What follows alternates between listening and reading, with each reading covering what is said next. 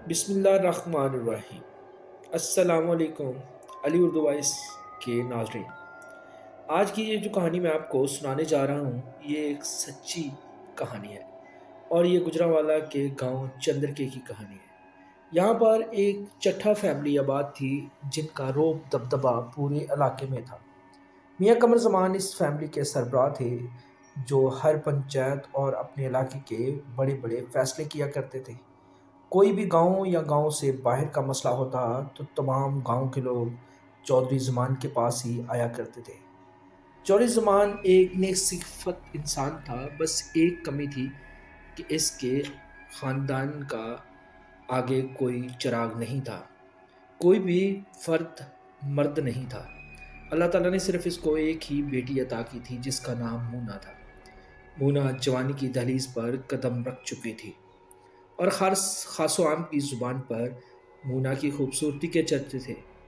مونا 20 سال کی ہو چکی تھی، خاندان اور خاندان سے باہر اس کے لیے رشتے آ رہے تھے، مگر چوری زمان ہر بار ہر رشتے کو انکار کر دیتا تھا۔ یہ بات کوئی بھی نہیں جانتا تھا کہ چوری زمان ہر رشتے سے انکار کیوں کر دیتا ہے۔ کچھ لوگوں کا کہنا تھا کہ شاید چوری زمان اپنی بیٹی کے کہنے پر یہ انکار کر رہا ہے، شاید اس کی بیٹی کو کوئی پسند ہے۔ لیکن مونا کی سہیلیاں جب بھی مونا سے پوچھتی تو مونا بتاتی کہ جب بھی میں شادی کروں گی تو اپنے ماں باپ کی مرضی سے کروں گی، اپنے ماں باپ کی مرضی کے خلاف کبھی بھی شادی نہیں کروں گی۔ اپنی رفتار سے گزر رہا تھا۔ انہی دنوں گاؤں میں ایک میلہ تھا۔ وہ میلہ ہر سال لگتا ہے۔ گاؤں میں مالن شاہ کے پیروکاروں کا جشن ہوتا ہے۔ مالن شاہی وہی ہوتے ہیں جنہوں نے بڑے بڑے گھنگرو باندھے ہوتے ہیں، بڑے بڑے ٹل اپنے گلوں میں ڈالے ہوتے ہیں، اور کالے رنگ کا ایک لنگوٹ انہوں نے باندھا ہوا ہوتا ہے۔ وہ لوگ آگ کے گرد دھمال ڈالتے ہیں۔ انہی لوگوں کا وہاں پر میلہ تھا، تو دور دور سے لوگ اس میلے پر شامل ہونے کے لیے اکٹھے ہو رہے تھے۔ اس میلے میں ایک بھارت انڈیا سے آیا ہوا گروپ بھی شامل تھا، جس میں کوئی 10-12 لوگ شامل تھے۔ ان کے پاس اپنے بڑے بڑے ڈھول تھے، اور وہ ویزے پر پاکستان صرف اس میلے میں شامل ہونے کے لیے آئے تھے۔ جیسے ہی وہ گاؤں میں داخل ہوئے، ان کا جوش و خروش سے استقبال کیا۔ ان کے ساتھ 2-3 پولیس کی گاڑیاں بھی تھیں۔ وہ بڑے پروٹوکول کے ساتھ گاؤں میں داخل ہو گئے۔ ان کے پاس بڑے بڑے ڈھول تھے۔ وہ ڈھول اس انداز سے بجا رہے تھے کہ ہر دیکھنے والے شخص کے پاؤں دھمال کے لیے تھرک رہے تھے، اور اس چیز کو دیکھتے ہوئے گنگ کا ہر فرد دھمال ڈال رہا تھا۔ عجیب سی ایک کشش تھی ان کے ڈھول میں۔ بس ان کو دیکھنے کے لیے گاؤں کی عورتیں چھتوں اور گلیوں میں اپنے اپنے دروازوں پر کھڑی ہو گئی۔ مونا کے کانوں میں جب یہ ڈھول کی آواز پڑی تو وہ بھی اپنے کمرے سے نکل کر اپنی چھت پر آ گئی۔ ایک عجیب سا احساس محسوس ہو رہا تھا۔ وہ چھت پر آ کر کھڑی ہو گئی، اور اپنے پاؤں کو ہلکا ہلکا ہلا بھی رہی تھی، جیسے کوئی ڈھول کے اوپر دھمال ڈالتا ہے۔ اس نے اپنے بال کھلے چھوڑے ہوئے تھے۔ ابھی ابھی وہ نہا کر آئی تھی۔ گیلے بالوں کے ساتھ وہ چھت پر کھڑی اپنے بالوں کو کنگا بھی کر رہی تھی، اور ساتھ ساتھ اپنے پاؤں اور کمر کو بھی ہلا رہی تھی۔ ہلکے ہلکے ڈھول کی تھاپ پر وہ جھوم رہی تھی۔ بھارت سے آیا ہوا گروپ آہستہ آہستہ چلتا ہوا مزار کے احاطے میں داخل ہو گیا۔ مزار پر موجود مزار کا گدی نشین سائی لیاقت علی عرف بابا سائی مست، جو بڑے ہی نیک اور پرہیزگار آدمی تھے، 5 وقت کے نمازی اور اللہ کی عبادت کرنے والے تھے۔ اس نے بھارت سے آئے ہوئے اس قافلے کو نہایت جوش اور خروش کے ساتھ خوش آمدید کہا، اور ان سب سے گلے ملے، ان کو پھولوں کے ہار پہنائے، ان کو بٹھایا اور کھانے پینے کا انتظام کروایا۔ لیکن دوسری طرف مونا کے گھر میں ایک عجیب سی خوشبو پھیل گئی تھی۔ اتنی خوشبو کہاں سے آ رہی ہے، کوئی نہیں جانتا تھا۔ کلی کی خوشبو سے ملتی جلتی وہ خوشبو تھی، لیکن کسی کی بھی سمجھ نہیں آ رہا تھا کہ خوشبو کہاں سے آ رہی ہے۔ دن ڈلا، رات ہو گئی، اور رات کو مونا نے زور زور سے چیخنا چلانا شروع کر دیا۔ ان کے گھر میں ایک بہت بڑا بیڈ تھا، پرانے زمانے کا پلنگ، جس کو اٹھانا کسی 1-2 فرد کے بس کی بات نہیں تھی، جبکہ مونا نے اس پلنگ کو خود اکیلے اٹھا کر چھت پر لے گئی۔ گھر میں سب فرد حیران تھے کہ جس پلنگ کو اٹھانا 4 بندوں کے بس کا کام بھی نہیں، وہ اس اکیلی نازک اندام لڑکی نے اٹھا لیا۔ سب اس بات پر بہت پریشان اور حیران تھے۔ جب مونا کی ماں نے یہ سب دیکھا تو چھت پر اس کے پیچھے گئی تو اس نے کہا پیچھے لوٹ جاؤ، مجھے آرام کرنے دو۔ اگر کسی نے میرے آرام میں خلل ڈالا تو مجھ سے برا کوئی نہیں ہوگا۔ اس سے پہلے کبھی بھی اس لہجے میں مونا نے اپنی ماں سے بات نہیں کی تھی۔ وہ حیران تھی کہ مونا کس لہجے میں اور کتنی بدتمیزی کے ساتھ مجھ سے بات کر رہی ہے۔ ایسے پہلا تو کبھی نہیں ہوا۔ یہ بات اس نے جا کر چوری زمان کو بتائی کہ تمہاری بیٹی نے آج میرے ساتھ بڑی بدتمیزی کی۔ پہلے تو یہ اتنی وزنی بیڈ اوپر اٹھا کر کیسے اکیلی چھت پر لے گئی۔ جب میں یہ بات اس سے پوچھنے گئی تو اس نے بڑی بدتمیزی سے مجھ سے بات کی اور مجھ سے کہا کہ اگر دوبارہ چھت پر آئی تو میں اس سے برا کوئی نہیں ہوگا۔ مونا بدتمیز نہیں تھی، وہ بڑی آرام اور محبت سے اپنے ماں باپ سے بات کرتی تھی، حتیٰ تک کہ گھر کے ملازم تاری کو بھی چاچو کہہ کر بلاتی تھی۔ تاری نے چھت پر کچھ کبوتر بھی رکھے ہوئے تھے۔ وہ رات کو کبوتروں کو بند کرنے کے لیے چھت پر گیا تو دیکھا تمام کبوتر مردہ پڑے ہوئے ہیں، ان کے دھڑ ان کی گردنوں سے جدا ہیں۔ ایسا محسوس ہوتا تھا جیسے ان کے جسم میں خون نہ ہو، کیونکہ کسی بھی جگہ پر خون کا کوئی نشان نہ تھا، بس تمام کبوتر مرے ہوئے تھے لیکن ان کے سر موجود نہیں تھے۔ جب اس نے پلنگ پر بیٹھی ہوئی مینا کو دیکھا تو اس کا پورا منہ خون سے لبڑا ہوا تھا۔ وہ خوف کے مارے دوڑتا ہوا واپس نیچے آ گیا اور آ کر چوری زمان کو یہ سارا واقعہ بتایا۔ گاؤں کے کچھ فیصلوں کی وجہ سے چودھری پہلے ہی بہت پریشان تھا۔ جب یہ سنا تو وہ اور زیادہ پریشان ہو گیا۔ وہ آرام سے چھت کے اوپر اپنی بیٹی کے پیچھے گیا۔ اس نے جب اپنی بیٹی مونا کو دیکھا تو بہت پریشان ہو گیا، کیونکہ وہ اس وقت اس کی بیٹی لگ ہی نہیں رہی تھی، وہ کوئی اور ہی مخلوق لگ رہی تھی۔ ایسا لگ رہا تھا جیسے وہ مونا نہ ہو، جبکہ مونا کی آواز اور لب و لہجہ بھی بدلا ہوا تھا۔ یہ سوچ کر چوری زمان نے اپنے نوکر طارق کو گاؤں کے مولوی کو بلانے بھیجا۔ طارق کچھ دیر بعد مولوی صاحب کو لے کر اپنے ہمراہ چودھری کے گھر پر آ گیا۔ چودھری نے تمام بات مولوی صاحب کو بتائی جو آج دوپہر سے ایسا ہو رہا تھا۔ اب اس کو دم کریں اور چیک کریں کہ کیا مسئلہ ہے۔ گاؤں کے مولوی نے ان کو بتایا کہ ٹھیک ہے، میں چیک کرتا ہوں، آپ یہیں پہ رکے، میں اوپر چھت پر جاتا ہوں۔ مولوی صاحب جیسے ہی چھت پر گئے تو مونا کو دیکھ کر ان کے ہوش اڑ گئے، کیونکہ مونا ان سے قرآن پاک پڑھی تھی۔ وہ مونا کو بہت اچھے طریقے سے جانتے اور پہچانتے تھے۔ مولوی صاحب نے جب مونا کو اس حالت میں دیکھا تو فوری ہی کچھ آیات پڑھ کر اس کی طرف پھونک ماری اور مونا کو دم کر دیا۔ مونا نے مولوی صاحب کو دیکھا تو اپنی بھاری ہوئی آواز میں کہا، مولوی یہاں سے دفع ہو جاؤ، اگر دوبارہ اس گھر میں تم نے قدم رکھا تو میں تمہارا خون پی جاؤں گی، جیسے ان کبوتروں کا پیا ہے۔ جس طرح میں نے ان کبوتروں کا خون پیا ہے اسی طرح تمہارا سر بھی تمہارے دھڑ سے جدا کر دوں گا۔ مولوی صاحب نے جب یہ حالات دیکھے تو اپنے علم سے انہوں نے اس کے اوپر دم کرنا شروع کر دیا۔ تو ان کو پتہ چلا کہ یہ جو اس لڑکی پر جن ہے یہ ان کی طاقت سے بہت زیادہ طاقتور ہے۔ ان کا علم اس جن کے آگے نہیں چلے گا۔ اس جن نے مونا پر قبضہ کر لیا ہے، وہ اس کی خوبصورتی دیکھ کر اس پر قابض ہو گیا ہے۔ مولوی صاحب نے اپنے مکمل عمل کے ساتھ اس جن کو حاضر کرنے کے لیے اپنا عمل شروع کیا، لیکن وہ اندر سے کچھ ڈرے ہوئے بھی تھے، کیونکہ اس سے پہلے انہوں نے اتنا خوفناک اور طاقتور جن نہیں دیکھا تھا۔ انہوں نے اپنا عمل شروع کیا تاکہ جنات سے کچھ سوالات کر سکے، جنہیں انہوں نے ان کے سامنے سوال کا جواب بھی نہیں دیا، بلکہ مونا نے آگے بڑھ کر مولوی صاحب کو گریبان سے پکڑ کر چھت سے نیچے گرا دیا۔ چوری زمان کے گھر میں ایک ادھم مچا ہوا تھا، کیونکہ مولوی صاحب کی دونوں ٹانگیں ٹوٹ چکی تھی چھت سے گرنے کی وجہ سے، لیکن چوری نے یہ بات کسی کو بھی پتہ نہ چلنے دی، اور دوسری طرف گاؤں میں میلے کی وجہ سے تمام لوگوں کا دھیان میلے کی طرف ہی تھا۔ چوری نے فوری مولوی صاحب کو اپنے گھوڑا گاڑی میں بٹھا کر تانگے میں بٹھا کر شہر کے ہسپتال بھجوا دیا، اور یہ بات اپنے گھر میں ہی اپنے بڑے بھائی کو بتائی۔ تو ان کے بڑے بھائی چوری خلیل نے ان کو ایک عامل کا پتہ دیا جو گجرات کی تحصیل جلال پور جٹا میں رہتا تھا۔ بڑا قابل تھا، اپنے علم سے وہ بڑی بڑی باتیں کرتا تھا۔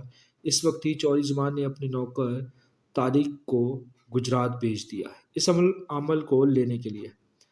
اگلے دن اس عامل کو لے کر چوری زمان کے گھر پر تھا طارق۔ وہ عامل شکل سے ہی ایسا کوئی ڈھونگی پیر لگ رہا تھا۔ کوئی جاملی عمل ہو جس کے پاس کوئی علم نہ ہو، وہ صرف باتیں بنا رہا تھا اور بڑی بڑی باتیں کر رہا تھا۔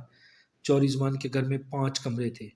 ایک کمرہ مہمان خانے کے طور پر استعمال ہوتا تھا، ایک کمرے میں گھر کے جانور باندھے جاتے تھے، جبکہ ایک کمرہ چوری زمان کے اپنے استعمال میں تھا، اور ایک کمرے میں مونا کے جہیز کا مکمل سامان رکھا ہوا تھا جو بالکل تیار تھا۔ کسی چیز کی بھی کمی نہیں تھی اس جہیز کے سامان میں، اور چوری زمان نے بڑے مان اور شوق سے اپنی بیٹی کا جہیز تیار کروایا تھا۔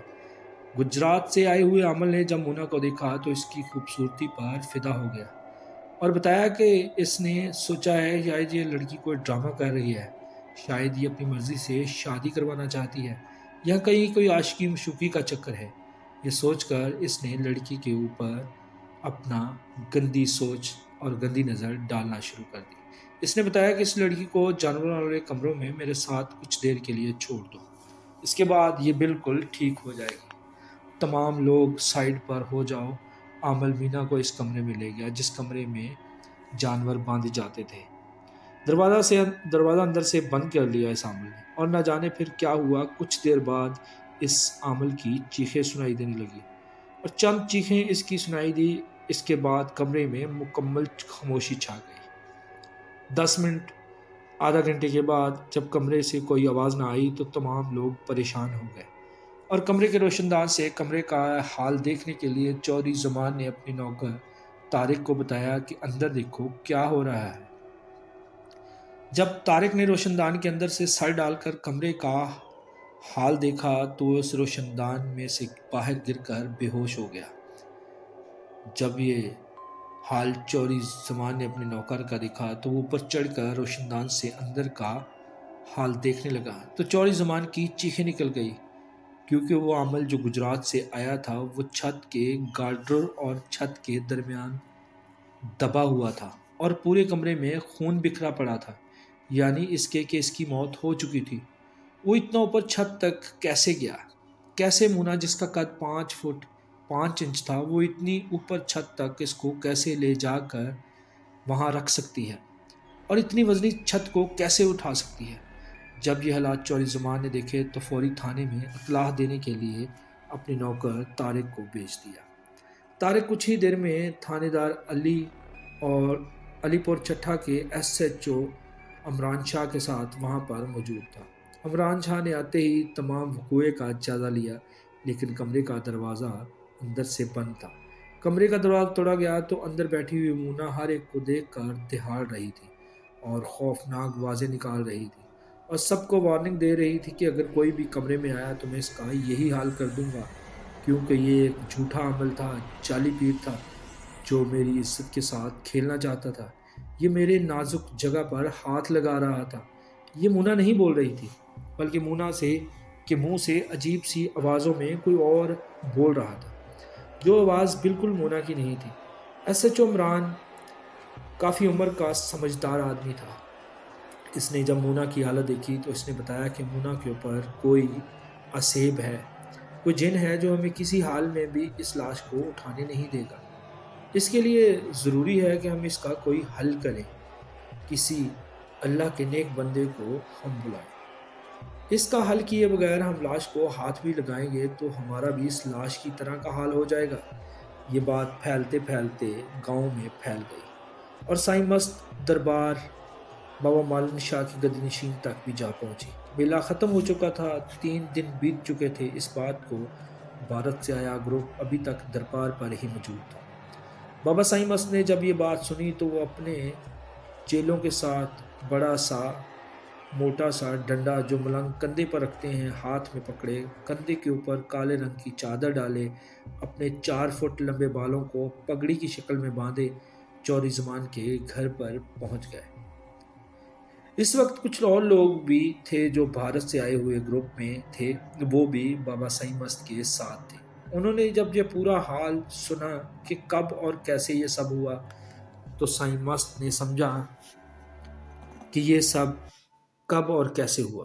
یہ سب اس وقت ہوا جب بھارت سے آیا ہوا قافلہ دربار کی طرف آ رہا تھا۔ اس وقت ہی کوئی جن اس قافلے کے ساتھ آ رہا تھا، جس نے اس لڑکی کو کھلے بالوں میں دیکھا جو چھت پر کھڑی اپنے بال سکھا رہی تھی اور ڈھول کی تھاپ پر حرکت بھی کر رہی تھی۔ وہ اس وقت ہی اس کی خوبصورتی کا عاشق ہو گیا۔ سائیں مست نے اپنی مختیر یعنی وہ موٹا ڈنڈا اٹھایا اور کمرے کے اندر چلا گیا اور وہاں جا کر بیٹھ گیا اور اپنی مقدار کو اپنے سامنے رکھ کر لڑکی سے بولا، تم کون ہو؟ کہاں سے آئے ہو؟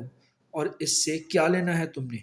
اگر تم میری تمام سوالات کے جواب درست دو گے تو میں بھی تمہاری مدد کروں گا، اور دوسرا یہ کہ سب سے پہلے یہ لاش یہاں سے اٹھانے دو، پولیس کو اپنا کام کرنے دو، اس کے بعد میں تمہارا حال ضرور پوچھوں گا۔ اتنی بات کر کے انہوں نے اپنا کلام پڑھنا شروع کر دیا۔ جب وہ کلام پڑھ رہے تھے تو آہستہ آہستہ سے پڑھنا شروع کر دیا۔ جیسے جیسے ان کی آواز بلند ہو رہی تھی ویسے ویسے مینا کی چیخیں بھی بلند ہو رہی تھی۔ جب مینا کی چیخیں بلند ہوتے ہوتے آہستہ آہستہ کم ہوتی گئیں اور مونا بالکل نارمل ہو گئی تو انہوں نے مونا کے گرد ایک دائرہ کھینچ دیا۔ دائرہ کھینچنے کے بعد وہ کمرے سے باہر آئے اور ایس ایچ او عمران کو بتایا کہ عمران صاحب اپنا کام کر سکتے ہیں، لیکن اس دائرے کے نزدیک کوئی بھی مت جائیے گا۔ اگر وہ دائرہ ٹوٹ گیا تو پھر میں آپ کی کوئی مدد نہیں کر سکتا۔ پولیس والے ڈرتے ڈرتے اندر گئے اور انہوں نے بڑی مشکل سے چھت سے اس عامل کی لاش کو نیچے اتارا۔ اس کے پیٹ اور چھاتی کا حصہ بالکل آپس میں جڑ چکا تھا، کیونکہ پتہ نہیں کتنے من کی وہ چھت تھی جو پوری اس کے جسم کے اوپر چپک گئی تھی۔ اس ٹوٹی پھوٹی لاش کو اتار کر پولیس والے اس کی ڈیڈ باڈی کو لے کر ہسپتال چلے گئے۔ سائیں مست دوبارہ کمرے میں آیا اور مونا کے پاس آ کر بیٹھ گیا اور مونا سے بات چیت شروع کر دی۔ ہاں بولو، تم کون ہو؟ تم اپنے بارے میں سب کچھ ٹھیک ٹھاک بتاؤ۔ اگر تم نے کسی بھی جگہ پر جھوٹ بولا تو میں تمہارے ساتھ بہت برا پیش آؤں گا۔ میں مالن شاہی ملنگ ہوں۔ مونا کے منہ سے آواز آئی۔ میں شاہی پیر مرشد پیر مالن شاہ کا مرید ہوں اور بھارت سے یہاں آیا ہوں۔ میں جن زادہ ہوں اور ہندو ہوں۔ مجھے بھی یہ ڈھول کی تھاپ بہت پسند ہے۔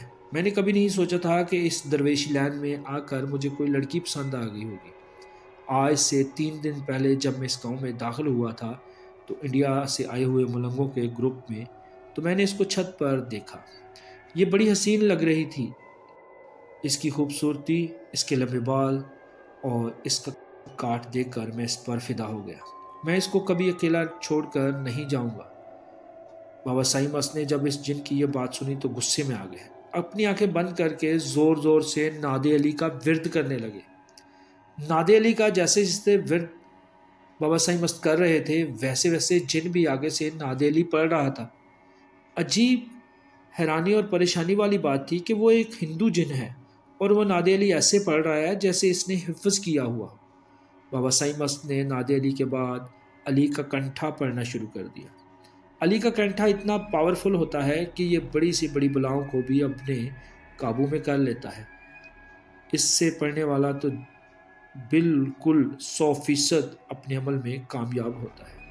جب بابا سائیں مست علی کا کنٹھا پڑھنے لگے تو جن نے بھی ساتھ ساتھ علی کا کنٹھا پڑھنا شروع کر دیا۔ جب یہ حال بابا سائیں نے دیکھا تو اس نے اس کو بتایا کہ تم بھی مالن شاہی ہو اور میں بھی مالن شاہی ہوں۔ تمہیں ہر وہ چیز کا پتہ ہے جو مجھے پتہ ہے۔ اگر تو نے اس لڑکی کا پیچھا نہ چھوڑا تو بہت برا ہو جائے گا۔ لوگ ہم درویش صرف لوگوں پر اعتبار کرنا چھوڑ دیں گے۔ میں تمہیں قسم دیتا ہوں تمہارے پیر کی، اپنے پیر کی، بابا مالن شاہ سخی سرکار کی، اگر تم نے اس لڑکی کا پیچھا نہ چھوڑا تو تمہیں قسم ہے اپنے پیر کی۔ تو وہ جن مینا کی آواز میں زور زور سے رونے لگا اور کہنے لگا کہ میں پچھلے 130 سالوں سے یہ تپسیا کر رہا ہوں کہ میں امر ہو جاؤں اور کسی بھی ناری کے قریب نہ جاؤں، وہ جن زادی ہو یا آدم زادی، لیکن اس لڑکی کے حسن نے مجھے پاگل کر دیا۔ میں اپنی 130 سالہ تپسیا بھول کر اس لڑکی کے عشق میں غرق ہو گیا، اور آپ مجھے اب اپنے پیر کی قسم دے رہے ہیں۔ مجھے اپنے پیر سے اوپر کچھ نہیں ہے۔ ہاں، میری کچھ شرطیں ہیں۔ اگر تم وہ لوگ میری وہ شرطیں پوری کر دو تو میں اس لڑکی کی جان چھوڑ دوں گا اور پھر کبھی بھی اس لڑکی کے قریب نہیں آؤں گا۔ پہلی بات تو یہ کہ اس لڑکی کے دل میں یہ بات ہے کہ اس کا باپ کسی نارمل آدمی سے اس کی شادی نہیں کرے گا، کیونکہ جتنا جہیز، زیورات، مال و دولت اس نے اپنی بیٹی کو جہیز میں دینے کے لیے اکٹھی کی ہوئی ہے، یہ اس کے مطابق ہی اس کا شوہر ڈھونڈ رہا ہے۔ اس کے لیے رشتے بھی وہ اتنے ہی امیر بندے کا ڈھونڈ رہا ہے۔ پہلی شرط میری یہ ہے کہ اگلے 36 گھنٹوں میں اس لڑکی کی شادی کر دی جائے، جو بھی سامنے آیا۔ اور دوسری شرط میری یہ ہے کہ جس کمرے میں لڑکی کے جہیز کا سامان پڑا ہوا ہے، اس جہیز والے کمرے سے ایک چیز بھی نہ اٹھائی جائے، اور اس میں کوئی بھی جاندار موجود نہ ہو۔ جب یہ دونوں شرطیں بابا مس نے منہ سے سنی، ان کے ذہن میں فوری یہ خیال آیا کہ ابھی یہ اس کا کیا کرے گا۔ تو مس نے اس سے پوچھ لیا کہ ٹھیک ہے، نہ ہی تو اس کمرے سے کوئی چیز اٹھائی جائے گی اور نہ ہی اس کمرے میں کوئی جاندار ہوگا، لیکن تم کرو گے کیا؟ اس نے کہا بس جو میں کروں گا وہ تمہیں بعد میں پتہ چلے گا، لیکن آپ کے سامنے میری وہ شرطیں ہیں، اگر وہ پوری کر دیتے ہیں تو میں اس لڑکی کا پیچھا چھوڑ دوں گا، اور میں اس کا پیچھا تب چھوڑوں گا جب یہ آپ دونوں کام کر دیں گے، اور پھر آپ کو پتہ بھی چل جائے گا کہ میں اس گھر اور یہ لڑکی کی جان چھوڑ کر اس ملک سے جا چکا ہوں، اور دوبارہ کبھی بھی اس لڑکی کے پیچھے نہیں آؤں گا۔ آپ کو خود بخود پتہ چل جائے گا کہ میری دونوں باتوں یعنی میری دونوں شرطوں پر کیوں عمل ہوا اور کیوں کیا میں نے۔ پھر میں کوئی نہیں گارنٹی دیتا کہ آپ میری بات شرطیں مانے یا نہ مانے۔ یہ کہہ کر میں ایک دم سے بے ہوش ہو گئی۔ بابا سائیں مست کمرے سے باہر آئے اور لڑکی کی والدہ کو بتایا کہ جاؤ اپنی بیٹی کو اپنے کمرے میں لٹا دو، اور جس کمرے میں سامان پڑا ہے، جس کمرے میں مینا جہیز کا سامان پڑا ہے، اس کمرے سے کوئی چیز بھی مت اٹھانا۔ اگر اس میں کوئی جاندار ہے، کوئی فرد سویا ہوا ہے، کوئی جانور آپ نے وہاں پہ رکھا ہے، تو اس کو بھی وہاں سے اٹھا لیں اور دروازے کا تالا باہر سے لگا دیں۔ تمام لوگ حیران و پریشان بابے سائیں کی باتیں سن رہے تھے، لیکن انہوں نے یہ بات کسی اور کو نہیں بتائی۔ ہدایت دینے کے بعد وہ اپنے چیلے اور بھارت سے آئے ہوئے گروپ کے ساتھ واپس اپنے دربار پر آ گئے۔ مونا رات ہونے تک بالکل ٹھیک ٹھاک ہو گئی اور وہ اپنے ماں باپ سے اچھے طریقے سے بات کر رہی تھی۔ پھر رات 11 بجے مونا کے جہیز والے کمرے میں آگ بھڑک اٹھی۔ کروڑوں روپے کا پڑا جہیز، زیورات، رقم، بستر، ہر چیز جل کر خاک ہو گئی، حتیٰ تک کہ جہیز میں دینے کے لیے موٹر سائیکل تک جل کر خاک ہو گئی۔ اس آگ میں ہر چیز ایسے جلی جیسے کہ اس کو پیٹرول چھڑک کر آگ لگائی ہو۔ وہ آگ اس انداز سے لگی کہ کسی کو آگ بجھانے کا موقع بھی نہیں مل سکا۔ پورے گاؤں میں یہ بات آگ کی طرح پھیل گئی کہ چودھری زمان کے گھر آگ لگ گئی ہے۔ تمام گاؤں اس آگ کو بجھانے کے لیے اکٹھا ہو گیا۔ تمام لوگ پانی ڈالنے لگے، لیکن آگ بجھنے کا نام ہی نہیں لے رہی تھی۔ جب پورا کمرہ جل کر راکھ ہو گیا تو آگ خود بخود بجھ گئی اور ہر چیز راکھ بن گئی۔ ایسا لگ رہا تھا جیسے اس کمرے میں کبھی آگ لگی ہی نہ ہو۔ وہ کمرہ دن کو سرد برف خانے کی طرح محسوس ہو رہا تھا۔ دن چڑھا، بابا سائیں مست چودھری زمان کے گھر میں داخل ہوا۔ اس وقت وہ اکیلے تھے، ان کے ساتھ ان کا کوئی چیلا نہیں تھا۔ آتے ہی چودھری زمان کے پاس بیٹھ گئے۔ چودھری زمان نے عقیدت کے ساتھ اپنی جگہ سے کھڑے ہو کر بابا سائیں مست کو اپنی چارپائی کے سرہانے والی سائیڈ پر بٹھا دیا۔ چودھری زمان، میں تم سے اتنی صبح ملنے کے لیے صرف اس وجہ سے آیا ہوں کہ تمہیں مبارک ہو، اس جن نے تمہاری بیٹی کی جان چھوڑ دی۔ اس کی ایک شرط پوری ہو گئی ہے، جبکہ ایک شرط ابھی پورا ہونا باقی ہے۔ اس کی دوسری شرط یہ تھی کہ تمہارے گھر کا جو جہیز والا کمرہ ہے وہ جل کر خاک ہو جائے گا۔ یہ اس کے جانے کی ایک شرط تھی۔ چودھری زمان حیران ہو کر بابا سائیں مست کی طرف دیکھنے لگا اور کہا، بابا سائیں، اگر آپ کو یہ سب پتہ تھا تو آپ نے ہمیں کیوں نہیں بتایا؟ ہم وہ سامان وہاں سے اٹھا لیتے، زیور، پیسے، رقم، یہ چیزیں تو اٹھا لیتے۔ ہمارا اتنا زیادہ نقصان ہو گیا ہے، زیور جل گئے، روپے پیسے جل گئے، بیٹی کا لاکھوں روپے کا بنا جہیز مکمل طور پر جل گیا۔ بابا سائیں مست کہنے لگے، اگر میں تمہیں بتا دیتا تو تم وہ سامان وہاں سے اٹھا لیتے، تو اس جن کی وہ شرط کبھی بھی پوری نہ ہوتی اور تمہاری بیٹی کی کبھی بھی جان نہ چھوڑتی۔ چلو نقصان ہو گیا، لیکن تمہاری بیٹی کی جان تو چھوٹ گئی نا، اس لیے حوصلہ رکھو۔ یہ چیزیں پھر بن جائیں گی۔ چوری زمان بابا سائی مست کی طرف دیکھ کر بولنے لگا کہ بابا سائی دوسری شرط کون سی ہے؟ اس جن کی شرط بابا سائی نے چوری زمان کی آنکھوں میں دیکھتے ہوئے کہا، دوسری شرط اس کی یہ تھی کہ اگلے 36 گھنٹوں میں تم اپنی بیٹی کا نکاح کر دو۔ اگر تم نے اگلے 36 گھنٹوں میں اپنی بیٹی کا نکاح نہ کیا تو تمہاری بیٹی کو پھر تنگ کرے گا۔ یہ تو تمہارا ابھی تھوڑا سا نقصان ہوا ہے، ایسا نہ ہو کہ پھر تمہارا اور زیادہ نقصان ہو جائے۔ بہتر اور اچھا فیصلہ یہی ہے کہ تم اپنی بیٹی کا اگلے 36 گھنٹوں میں نکاح کر دو۔ ابھی تمہارے پاس 24 گھنٹے ہیں، ان 24 گھنٹوں میں تم نے اپنی بیٹی کا نکاح کرنا ہے۔ چودھری زمان ایک دم پریشانی سے بولا، بابا سائیں یہ میں کیسے کر سکتا ہوں؟ میں اتنا بڑا آدمی ہوں، پورے علاقے میں میری چودراہٹ ہے، لوگ میری بات سنتے ہیں، میری اتنی عزت کرتے ہیں۔ میں اتنی جلدی اپنی بیٹی کا نکاح کروں تو لوگ باتیں کریں گے، میں لوگوں کو کیا منہ دکھاؤں گا؟ اور میرے پاس اپنی بیٹی کو گھر سے دینے کے لیے کچھ بھی نہیں ہے ابھی میرے پاس۔ میں اپنی بیٹی کو گھر سے خالی ہاتھ رخصت کروں گا، یہ نہیں ہو سکتا، اور یہ اتنی جلدی بھی نہیں ہو سکتا، اور میں کسی بھی آرے گہرے کو اپنی بیٹی کا ہاتھ بھی نہیں تھما سکتا، یہ نہیں ہو سکتا بابا سائیں۔ جب چوری زمان کی یہ بات سنی تو اس کو سمجھانے لگے، تمہیں اپنی بیٹی کی جان پیاری ہے یا اپنی عزت اور انا پیاری ہے؟ اگر تمہیں اپنی عزت اور انا پیاری ہے تو مت کرو اپنی بیٹی کا نکاح، پھر جو ہوگا اس کے ذمہ دار تم خود ہوگے۔ پھر مجھ سے گلہ مت کرنا، پھر مت کہنا کہ مجھے آپ نے بتایا نہیں تھا۔ میرا علم اور میری عبادت یہ کہتی ہے کہ تم اپنی بیٹی کا نکاح کر دو، وہ خوش رہے گی۔ چوری زمان یہ بات سن کر منہ نیچے کر کے بیٹھ گیا۔ جب اس نے منہ اوپر کیا، دیکھا سامنے بابا سائیں موجود نہیں تھے۔ وہ کس ٹائم وہاں سے جا چکے تھے، چوری زمان نے اس بات کو محسوس نہیں کیا۔ یہ باتیں چوری زمان نے اپنی بیوی اور اپنی چھوٹی بہن کو بتائی، جو کچھ بابا سائیں نے اس کو بتایا تھا۔ عورت بہت نازک دل کی ہوتی ہے۔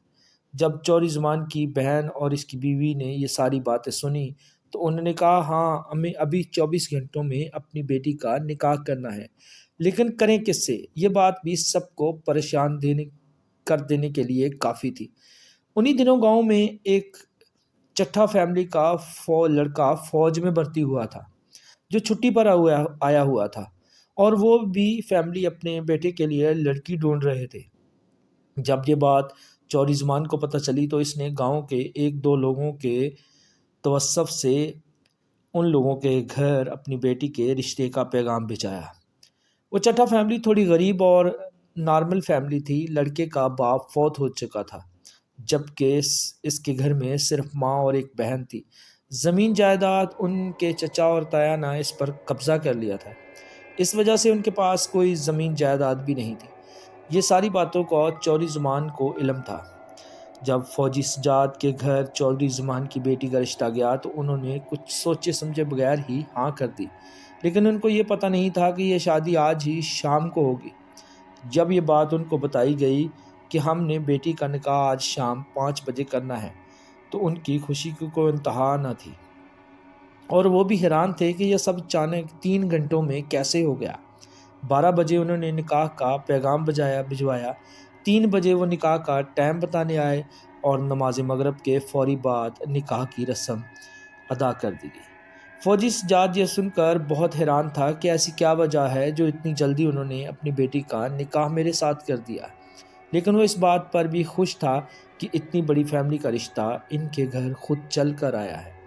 انہوں نے زیادہ سوچ بچار بھی نہ کی اس معاملے میں۔